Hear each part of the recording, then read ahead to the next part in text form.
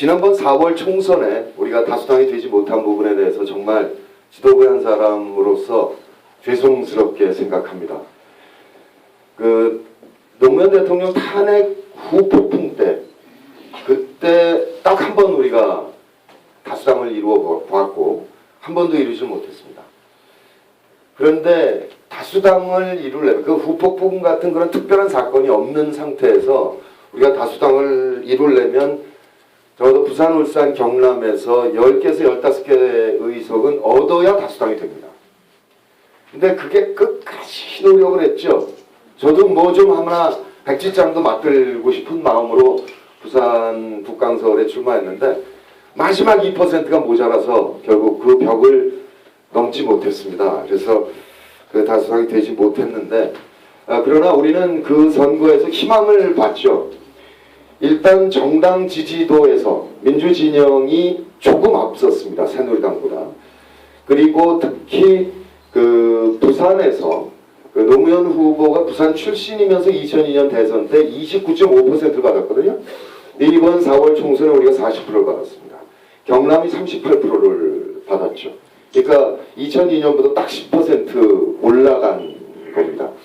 그 다음에 박근혜 후 의원 경우에 수도권에서 더 이상 설득력이 없다는 게 확연히 드러났죠. 그래서 우리가 투표율을 어떻게 올릴 것이냐. 그러면 대선은 분명히 이길 수 있다. 이렇게 생각을 하고 있었는데 그 후에 얼마 지나지 않아서 소위 종북 좌파 노름을 시작을 하더라고요.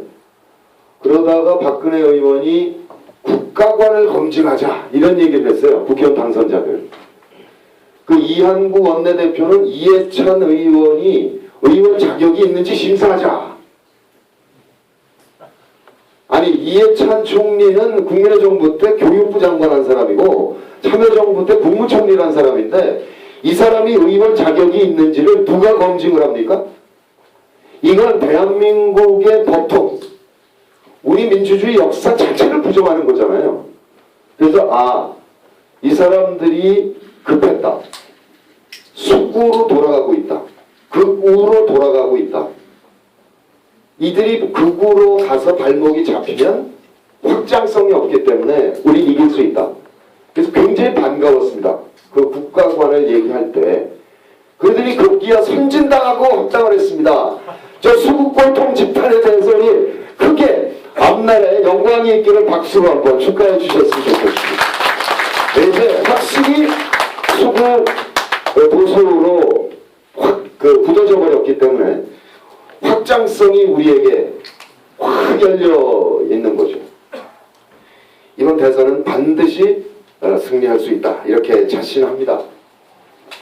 그러면 이제 2012년 지금 우리 대선을 얼마 안 앞두고 있는데 이 대선의 역사적인 의미는 무엇일까? 이 부분을 우선 한번 생각을 해봤으면 좋겠습니다. 하나는 경제 정책 측면이고요. 그 다음에 또 하나는 남북 관계에 대한 부분입니다. 그리고 세 번째는 정치 혁신, 정당 혁신.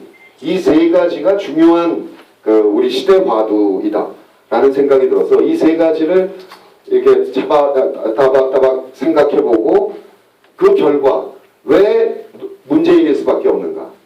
이 부분을 마지막으로 이렇게 말씀드리는 걸로 진행을 할까 싶습니다. 사실 우리 대한민국이 지금 참 답답하시죠. 이명박 정부 들어서 정말 안타깝습니다. 그러니까 민주정부 10년이 조금만 더 잘했더라면 얼마나 좋았을까. 그래서 국민 여러분께 정말 죄송합니다. 하루하루 지낼 때마다 더 그 안타까움이 깊습니다. 근데 사실 저는 대한민국 국민인 게 늘 자랑스러웠거든요. 2차 대전 때 우리가 일본의 식민지였지 않습니까? 식민지에서 독립된 나라 중에서 이 짧은 시간 안에 경제를 이만큼 발전시킨 나라, 또 민주주의를 제도적으로 이만큼 발전시킨 나라는 지구상에 대한민국밖에 없습니다. 7, 80년대 그 어려웠던 군사 독재 시절에도 저는 늘 자랑스러웠습니다. 정말 그야말로 양심 세력이죠. 그분들이 자기 희생을 감수하면서 민주화를 위해서 그렇게 노력하시는 때 늘 자랑스러웠죠. 대한민국의 민주화 투쟁은 전 세계적인 모범이었고 그야말로 타고르가 그랬죠. 한국을 봐라. 그랬습니다. 2002년 때는 지금 현존하는 NGO 그 활동가 중에서 제일 존경받는 사람이 미국의 노암 촘스키라는 분인데 노암 촘스키가 그런 얘기를 했습니다. 학교 강의에서 전 세계가 신자유주의 물결 속에서 고통받는다. 이제 남은 방법은 전 세계 국민들이 인터넷으로 연대해서 같이 싸우는 것밖에 없다. 이렇게 얘기를 한 거예요. 강연에서. 그런데 학생이 물어봐요. 선생님 뜻은 좋은데 그게 되겠습니까? 그렇게 질문해요. 그러니까 노암 촘스키가 뭐라고 했냐면 한국을 봐라. 되지 않냐 이거예요. 그 나라는 식민지에서부터 시작해서 이제 초등학교 애들까지 다 핸드폰을 갖고 다니고 그 인터넷의 힘으로 개혁적인 정치인을 대통령으로 당선시키지 않았냐. 희망을 가져라. 한국을 봐라. 그렇게 얘기를 했었습니다. 늘 자랑스럽죠. 그런데 그 자랑스러운 자긍심이 정말 이명박 정부 1년, 2년 지나면서 여지없이 무너져 내렸습니다. 그럼 지금 우리는 어떤 시대에 살고 있는 것일까? 여기 어르신들 많으시니까 우리는 해방 직후 정말 보릿고개였죠. 어렵게 살았습니다. 그리고 한국 전쟁을 치렀습니다. 그래서 그때는 생존이 문제되는 시대였습니다. 그러다가 경제 발전을 해나가는 시대로 접어들고 그리고 그 힘에 따라서 민주화가 이루어지는 시대로 넘어갔습니다. 그런데 지금은 그 압축해서 성장한 그 경제 성장과 압축해서 성장한 그 민주주의의 압축 성장 과정의 후유증을 심하게 앓고 있는 것이다. 그러니까 이 후유증을 우리가 빠르게 극복해내면 대한민국의 밝은 미래를 우리가 만들어낼 수 있다. 이렇게 생각을 합니다. 그럼 아까 말씀드렸다시피 첫 번째, 경제 정책에 대한 부분입니다. 2007년 대선 때 말이죠. 이명박 박근혜 후보가 똑같이 얘기했거든요. 한반도 운하가 경제성이 있느냐 요것만 의견이 달랐어요. 그리고 두 사람 똑같은 얘기했습니다. 민주정부 10년이 경제를 죽였다. 우리가 살리겠다. 살리는 방법은 줄푸세다. 세금을 줄이고 규제를 풀고 질서를 세운다. 이렇게 얘기를 했어요.